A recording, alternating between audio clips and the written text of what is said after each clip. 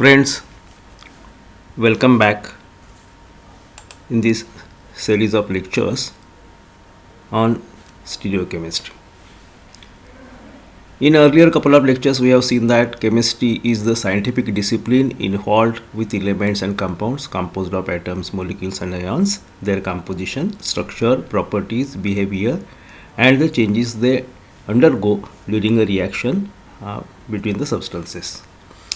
Then related to stereochemistry, the second unit in the syllabus, we have seen the outline that it contains introduction, types of stereoisomerism, optical isomerism in tartaric acid, dihydroxybutanoic acid, enantiomerism, diastereoisomerism, and mesocompounds. Then there are concepts related to geometrical isomerism, nomenclature of various types, that is D and L, erythro, trio, R and S, and E and Z.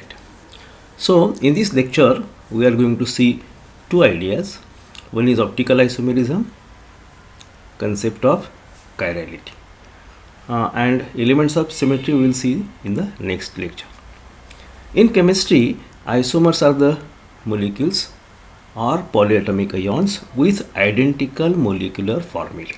The molecular formulae are identical. That is the same number of atoms of each element but distinct arrangement of atoms in space. Isomerism is existence of possibility of isomers.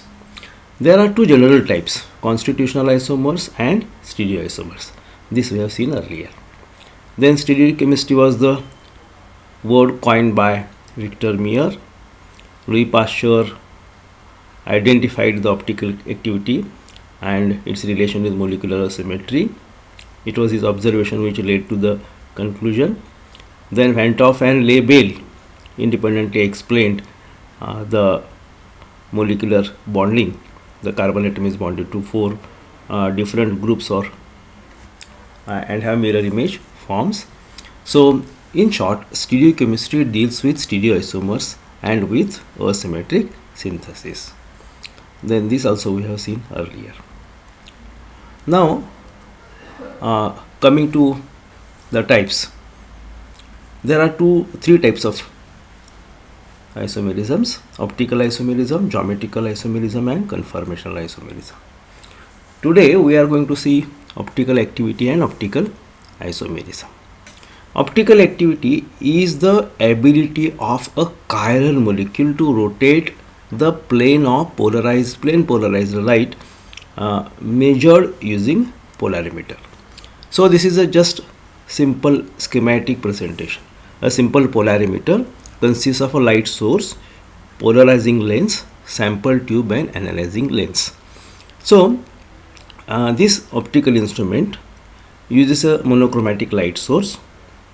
This polychromatic light is converted into monochromatic by polarizing process. This plane polarized light is later on passed through the polarimeter tube and its rotation is analyzed by analyzer, and this property of rotation of plane polarized light is called as optical activity. This is again similar type of presentation. There is a light source S. Initially the light is unpolarized, okay, so it has vibrations in all directions. When it is passed through the prism, specially designed prism which is called as polarizer, the vibrations except one direction are absorbed. So the unpolarized light is converted into plane polarized light.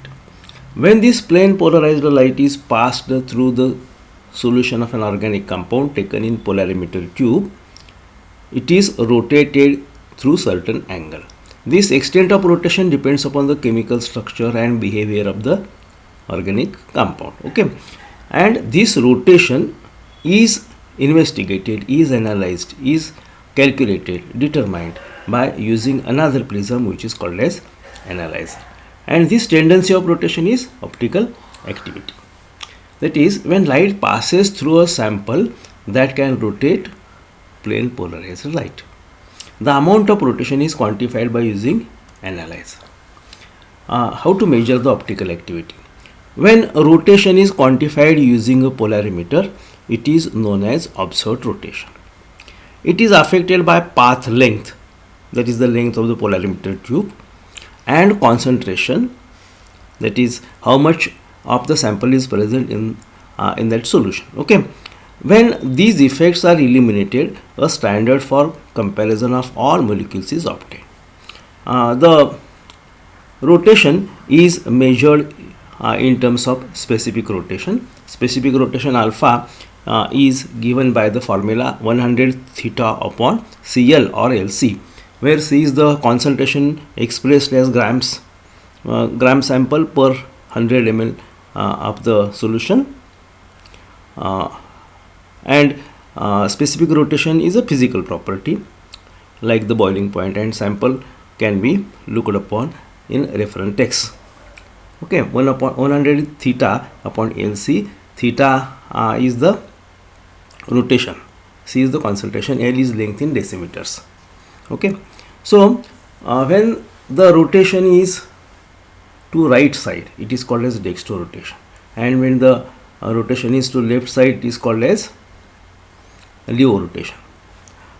In the concentration terminology can be considered in various forms, that is concentration in decimeter cubes, etc. also grams per decimeter cube can also be considered. Okay, so this is the example where there is a pair of lactic acids, one is D-lactic acid, other is L-lactic acid. The dextrorotatory means the lactic acid which rotates the plane polarized right to right side is called as dextrorotatory lactic acid, and the other is called as levorotatory lactic acid. As shown in this figure, of course it is not lactic acid. In this case there is mirror image relationship. So this mirror image relationship is essential in concept of chirality. The optical activity in lactic acid can be discussed by considering these things: presence of asymmetric carbon atom, that is lactic acid contains one asymmetric carbon atom. According to Van 't Hoff rule, A is equal to 2 raised to n, where A is the number of isomers and n is the number of asymmetric carbon atoms. Thus 2 isomers of lactic acid are possible. Okay, so because n is number 1, so there is a non-superimposable mirror image relationship, and therefore these two are optical isomers. One is dextrorotatory, other is levorotatory. Hence lactic acid can exist as D form and L form, which are non-superimposable mirror images of each other. When we mix these two physical form, it forms a racemic mixture. Racemic mixture and its optical activity can be considered. A mixture containing equal moles of D and L form of lactic acid is a racemic mixture which is optically inactive, and it is represented as DL or plus minus. Means there is a D lactic acid, there is a L lactic acid, and there is a DL lactic acid. This inactivity arises due to external compensation. Of course, we are going to see these details later on. Stereoisomers are isomers that differ in spatial arrangement of atoms rather than the order of atomic connectivity. One of their most interesting type of isomer is the mirror image stereoisomers, a non-superimposable set of two molecules that are mirror images of one another. The existence of these molecules is explained by concept of chirality. Okay, existence of isomers is explained on the basis of chirality. So we will see the concept of chirality here. Consider the example of bromochlorofluoromethane. Bromochlorofluoromethane. This is an asymmetric carbon because it has one chlorine, one bromine, one fluorine, and one hydrogen. So then there are two isomers. There is mirror image. Mirror images are there, and when the mirror image is rotated through 180 degrees, it cannot be superimposed. So non-superimposable mirror image relationships make the compound optically active and make it a chiral compound. In second case, dichlorofluoromethane, when you rotate the molecule through 180 degrees, it gives superimposable mirror image. So in this case, dichlorofluoromethane is not optically active, and it is achiral because it doesn't have asymmetric carbon. Two substituents are common, and therefore first compound A, bromochlorofluoromethane, is a chiral compound, and dichlorofluoromethane is an achiral compound. So this differentiation can be considered carefully. Okay, so with this we have seen the ideas of optical activity and chirality. Next time we will see the elements of symmetry. Till then, thank you. Bye.